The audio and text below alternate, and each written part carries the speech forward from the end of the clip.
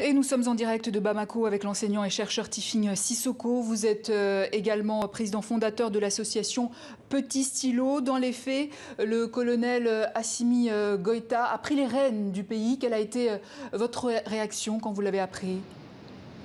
Bonsoir Lydia, bonsoir à toutes et à tous. D'abord, je voulais vous remercier de l'occasion que vous offrez de m'exprimer sur ce sujet très important pour le Mali, puisque sa survie en dépend. Aujourd'hui, par rapport à cette situation, on doit dire que Assimi Goïta a toujours le contrôle en fait sur le Mali. Les militaires, quand ils sont arrivés au pouvoir, notamment pour assurer une certaine transition, ils avaient déjà un agenda en tête, un agenda à vue. Souvenez-vous de la façon dont le président de la transition a été désigné et le Premier ministre désigné aussi. Donc tout cela avec les liens que ces personnes entretenaient avec notamment les personnes qui ont été à l'origine du coup d'État, on voyait bien qu'il y avait une volonté en fait de mainmise sur l'organisation de cette transition et puis une volonté de contrôle des personnes qui ont eu en charge l'État malien. Et donc finalement, dans la façon dont ça s'est déroulé, on s'est rendu compte que finalement, ils se sont rendus compte qu'ils ne pouvaient pas totalement contrôler l'ensemble des institutions, l'ensemble des personnes. Et donc, du coup, ils ont voulu rectifier quelque chose qui était déjà parti un peu loin. Donc la situation est telle qu'aujourd'hui, il y a une confusion très importante. Lorsqu'on interroge les populations dans la rue et qu'on discute avec les jeunes, ce qui revient le plus souvent, c'est que nous ne comprenons rien. Les populations ne comprennent pas ce qui se passe, ne comprennent pas véritablement les enjeux. On était sur une période de transition, alors donc du coup, sur une période de transition de 18 mois. En 18 mois, comment changer un gouvernement? Donc Monsieur les Sissoko, mêmes raisons, en fait. si par exemple vous aviez... Parce qu'en fait, comme vous le dites, il y a la population qui soutient la prise du pouvoir par les militaires. Si vous aviez un message à passer à Assimi Goïta ce soir, quel serait-il?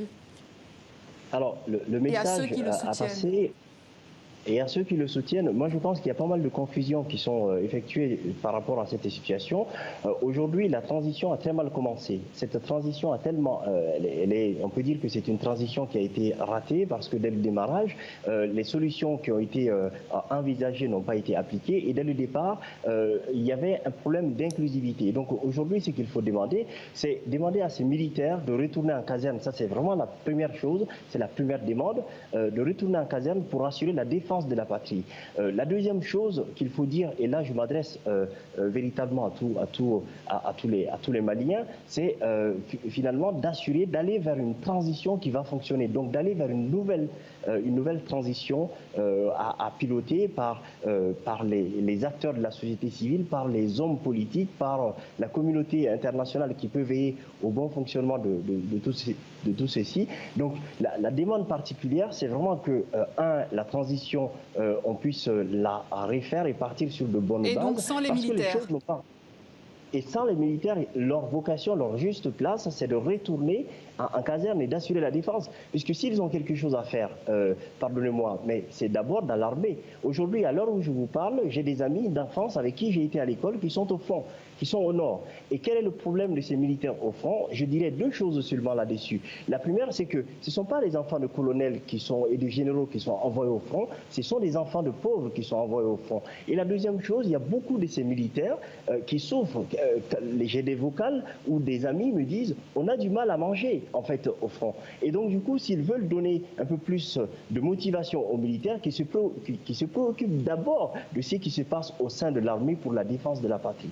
Et ensuite, la question de la nation, la question de la survie de la nation, c'est une question qui les dépasse, qui est une question civile. C'est-à-dire, moi, universitaire, est-ce que je vais porter des tenues pour aller au front, pour défendre le Mali, ou est-ce que je vais parler de d'autres enjeux de la société, des projets de société à mettre en place, des projets de société qui permettent de soigner les Maliens, puisque aujourd'hui les Maliens sont humiliés, les Maliens ont honte, les Maliens ont du mal justement à faire confiance aux politiques, puisqu'à un moment donné, les balais que l'on a pu voir, des hommes politiques qui se sont succédés au sommet de l'État n'ont pas donné des signaux positifs. Mais alors, il semblerait, M. Sissoko, qu'Assimi Goïta serait en pourparlers avec le M5 RFP, le mouvement ayant conduit les manifestations contre le président Ibeka et qui était un temps tenu à l'écart du processus de transition pour prendre la primature. Est-ce que ce serait pas une alternative qui vous conviendrait, le M5 à la primature ?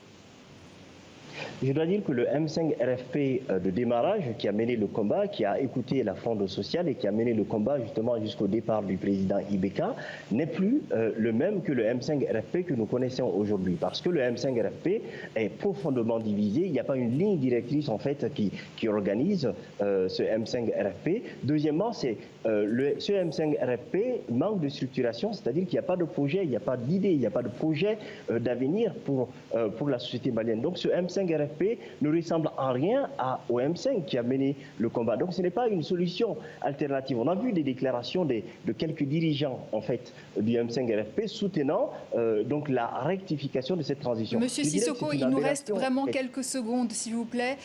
Du coup, vous, l'idée, c'est que vous venez de lancer un appel à une marche citoyenne samedi 5 juin pour dire stop aux militaires. Vous dites dans votre communiqué qu'il en va du salut du Mali. Est-ce que c'est un appel à la révolution, Monsieur Sissoko ? C'est un appel au sursaut patriotique. Les grands hommes maliens, tous les grands hommes maliens ne sont pas encore morts. Il y en a qui sont vivants et il y en a qui doivent naître plus tard et il y en a qui sont endormis.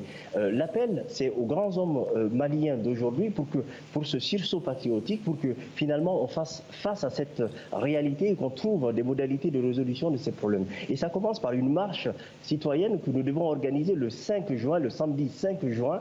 C'est un appel qui est lancé à tous les partis politiques, à tous les acteurs de la société civile, à toutes les composantes de la société malienne pour que nous puissions dire non à ce qui se passe aujourd'hui et que l'on puisse dire oui au Mali, puisque c'est ce Mali qui a de l'importance pour nous et c'est ce Mali que nous devons redresser. Nous sommes tellement bas que nous sommes totalement à terre et on ne peut que se relever. Et donc du coup, il faut qu'on se relève efficacement. Et pour se relever efficacement, partons sur des bases solides et des bases saines. On ne peut pas construire des édifices sur des bases qui s'effritent. On doit les construire sur des bases saines. Et cette transition banquée n'est pas construite sur des bases solides. Le message est passé, merci. Je rappelle que vous êtes enseignant-chercheur à Bamako, à Ségou, à Poitiers et à Créteil en région parisienne.